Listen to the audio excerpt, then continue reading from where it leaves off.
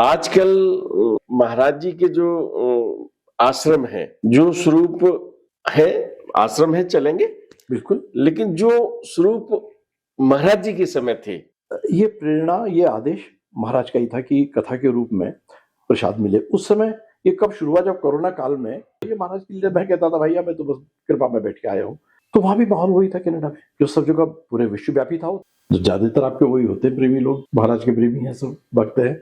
मैंने कहा हाँ ये तो है, तो आप उनसे जुड़े रहिए। और जुड़े कैसे रहे? वहां से भी 15,000 किलोमीटर में यहाँ से दूर, तो महाराज की आज्ञा माना। हनुमान जी कह रहे लाल थे, वो कह रहे सफेद थे। उन्होंने कहा फैसला कौन करेगा? कौन सत्य? एक जना तो सत्य होगा, एक मिथ्या सिद्ध होगा। बुलाओ राम जी को, बुलाओ राम जी को, बुलाए राम जी। वो लाली इतनी व्यापक हो गई थी, तुम्हारे भाव में तक छा गई थी वो। ठीक है, तो तुम्हारा अंतर भी तो वही दिखाता जो तुम देखना चाहते हो, जिसमें लोग ये समझ नहीं पाए कि ये देवदूत हैं, देवता हैं या इंसान से।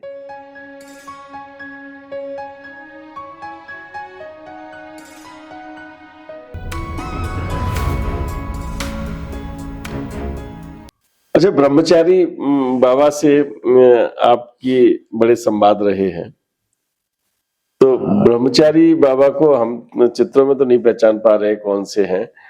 कई बाबा दिखाई पड़ते हैं कि आपसे पहचानवा लेंगे अब।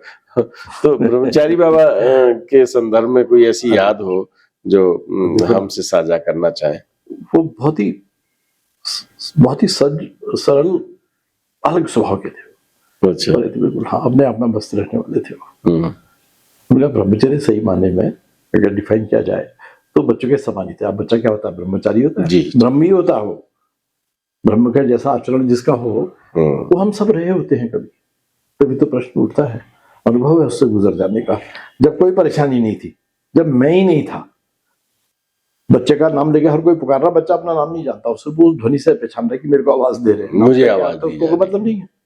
नाम क्या चीज है? नाम जिस दिन से नाम से परिचय होने लग जाता है, फिर नाम के अर्थ बनने लगते हैं, महत्व भी बनने लग जाता है, फिर महत्व को स्थापित करने की योजना भी बनने लगती है। सही बात, यही जीवन है। सही बात। दादा, कृपा और दृष्टि, एक कृपा होती है और एक दृष्टि होती है, दोनों में अंतर क्या है? कुछ भी नहीं, दोनों एक ही है, एक ही चीज है। आजकल महाराज जी के जो आश्रम है, जो स्वरूप है, आश्रम है चलेंगे बिल्कुल, लेकिन जो स्वरूप महाराज जी के समय थे। देखो, एक चीज होता है, काल का सबसे बड़ा प्रभाव जो होता है जी, वो परिवर्तन है जी, और वो स्वाभाविक है। जहां आज हिमालय खड़ा है, 6 करोड़ साल पहले यहाँ पर समुद्र था, टाइटस सी था यहाँ पर। ठीक है जी, 2 प्लेट टकराई आपस में, यूरोपियन और इंडियन प्लेट टकराई हैं और वो खड़ा हो गया ऊपर। काल परिवर्तन है। गंगा बह रही है, इतनी नदियां बह रही, इतनी बर्फ पड़ रही, इतना इरोजन हो रहा है, सब बह बह के समुद्र में जा रहा है। हाँ, धीरे धीरे वो कट रहा है, लेकिन उठ भी रहा है, ऊंचाई तो बढ़ रही है, शायद तो बल्कि कम हो रहा है, कुछ तो निकल रहा है उसमें से। तो ये तो परिवर्तनशील है सब चीजें, कुछ कोई ऐसी बात नहीं है। और मैं समझता हूँ कि प्रकृति का नियम है परिवर्तन, उसको उस भाव से जड़ता से क्यों लिया जाए? फिर वो जीवंत व्यवस्था है। वो महाराज जहाँ पर है तो वहां पर तो जीवंतता है ना। और जहां हलचल जितनी ज्यादा होगी उतना ही ज्यादा परिवर्तन ज्यादा दिखाई देगा, जितनी जड़ता होगी परिवर्तन अपेक्षाकृत कम दिखाई देगा। एक शिकायत जी, डिवाइन नेक्टर जो आपने शुरू किया जी, इतनी देर से क्यों किया? क्षमा याचना से। ना ऐसा नहीं। देखो, बिल्कुल जिसका उत्तर दूंगा आपको, क्योंकि कभी कभी चर्चा होती ना तो ये आता है तो लोगों के प्रश्न खुद ही पूछ लेते हैं। देखो ना, ये प्रेरणा, ये आदेश महाराज का ही था कि कथा के रूप में प्रसाद मिले। उस समय ये कब शुरू हुआ? जब कोरोना काल में विश्वव्यापी एक आतंक की जैसी स्थिति पैदा हो गई थी, हर कोई भयभीत था, हर कोई घरों में कैद था। जब डिवाइन नेक्टर शुरू हुआ था जी, मैं उस समय कनाडा पहुंचा हुआ था अपने बच्चों के पास जी, और महाराज ने भेज दिया। उस समय इधर उधर जाना मुमकिन ही नहीं था जी, घर से बाहर निकलना मुश्किल था। मैं तो अटलांटिक पार करके कनाडा पहुंचा दिया मेरे को महाराज ने। तो अपने आप में एक हैरान होने वाली ऐसी घटना है जी, जिसका कोई एक्सप्लेनेशन नहीं है। मैं कैसे गया क्योंकि जब मैं वहां पहुंच गया था तो मेरे पास खासतौर से सरदारों के बहुत फोन आते थे कि तुसी गए कैसे, ये बताओ कैसे गए, कैसे और गए? सब लोग जाने के लिए, अपने बच्चों के पास जाने के लिए बेचैन थे, सही कोई उपाय नहीं मिल रहा था। हम्म, और मैं तो गया मेरे 1 महीने बाद, 1.25 महीने बाद मेरे पास एक डॉगी था, लियो, रिट्रीवर था वो, जी मेरा साथी था। जी, he was part of the family, he was a family member. देखा है हमने। देखा था, अद्भुत था वो।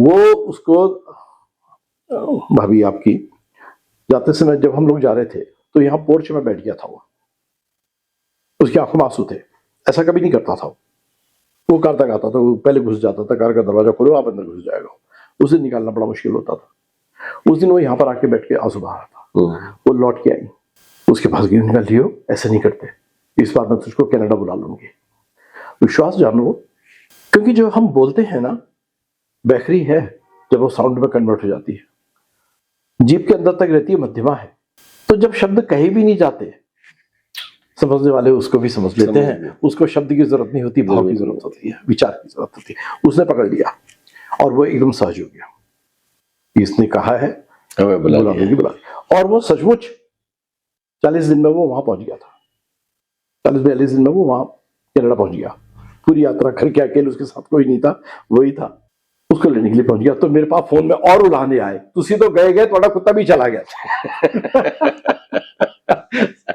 हम नहीं जा सकते, हम नहीं जा पा रहे। अब मैं क्या बताता उसके लिए, तो महाराज के लिए मैं कहता था भैया मैं तो बस कृपा में बैठ के आया हूँ। तो वहां भी माहौल वही था कनाडा में, जो सब जगह पूरे विश्वव्यापी था, वो तो एडवाइजरी सब जगह वही थी, वही प्रोटोकॉल था सब जगह, डिस्टेंस रखने का, किसी से मिल नहीं सकते थे, कुछ नहीं कर सकते थे। उस माहौल में क्या होता था कि जितने यहाँ मेरे पास महाराज के प्रेमी आते थे, चर्चाएं होती थी, मैं क्लिनिक में होता था, अपनी वो ड्यूटी निभा रहा था उस समय तक। अब मेरे पास वहां फोन आने शुरू हुए। अब होता क्या था कि जो यहाँ से मेरे को कॉल करता था उसका दिन होता था, और जहां मैं रिसीव करता था वो रात होती थी, आधी रात होती थी। तो बच्चे परेशान, उससे भी रात को फोन की घंटी बज रही हो, आप सब लोग उठ जाए वहां। तो एक दिन बैठने वाली बात की, मैंने कहा मैं फोन ऑफ कर दूंगा। बोली पापा आप ऐसी धृष्टता कैसे करेंगे, फोन तो ऑन करने के लिए होता है, ऑफ करने के लिए थोड़ी होता है। कोई कॉल कर रहा है आपको, तो ज्यादातर आपके वही होते हैं प्रेमी लोग, महाराज के प्रेमी हैं, सब भक्त हैं। मैंने कहा हाँ ये तो है, तो आप उनसे जुड़े रहिए। और जुड़े कैसे रहे, वहां से भी 15,000 किलोमीटर में यहाँ से दूर, उनसे कैसे जुड़ूं? मैं बताऊंगा आपको। तो हम लोग एक लेक के किनारे वहां टहल रहे थे, हमारे घर के पास ही था पार्क। उसने कहा अच्छा बैठिए, और मेरे को एक वहां पर पड़ी हुई चट्टान के ऊपर से बैठा दिया रॉक में। तो कहा क्या बोलिए, महाराज के बारे में बोलिए। तो अजीब सा सीन था, मैं बैठा हूँ रॉक में और बेटा जो है वो एक फोन लेके मेरे सामने उसको शूट कर रहा है। बोलिए बोलिए आप। बात खत्म हो गई, चलो जब वो निपट गया तो मैं बड़ा खुश हुआ कि छुट्टी मिली। उसका परिणाम मुझे नहीं पता था। जी जी। करीब 4-5 दिन बाद उसने कहा कि आइए देखिए। तो उसने वो एक चैनल क्रिएट किया, डिवाइन नेक्टर जी, यानी उस डिवाइन नेक्टर के लिए महाराज ने उसको ही प्रेरणा दी। सही नहीं तो ये बात आती नहीं, कोई न कोई माध्यम बनता है, माध्यम बनता, बिना माध्यम के नहीं होता है ना।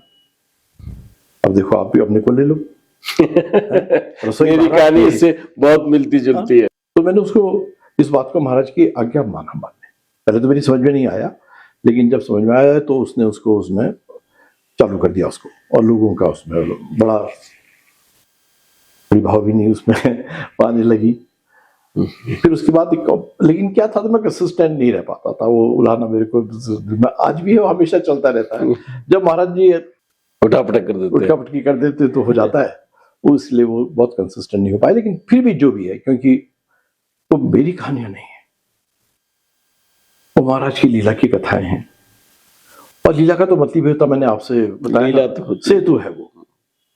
अच्छा, ये जो जिंदगी में भी कभी उठापटक होती है और सब भक्तों के जीवन में रहा है, तो उस समय क्या याद करते हैं? और विशेष तौर से मैं ये कहना चाहूंगा कि हनुमान चालीसा की कौन सी चौपाई आप पढ़ते हैं? हनुमान चालीसा अगर बहुत गहराई से देखें जी, तो एक ऐसी रेसिपी बुक की तरह है जी। उस चालीसा में बिल्कुल तंत्र भी है, मंत्र भी है, यंत्र भी है, वो बशर्ते आप उसको समझने लगे, समझ में आए। अर्थ बहुत गहरे हैं उसके, और वही हिसाब से उसका उपयोग है कि आपकी समस्या क्या है। जो आपकी समस्या वही आपकी औषधि है। जी जी है, क्योंकि बड़ी विचित्र चीज शुरू होती है हनुमान चालीसा नाम उसमें रघुवर का लिया जा रहा है, जी हैं? श्री गुरु चरण सरोज रजनीश में मुकुर सुधा, सीधे सीधे कह रहे बढ़ना हो रघुवर विमल यश।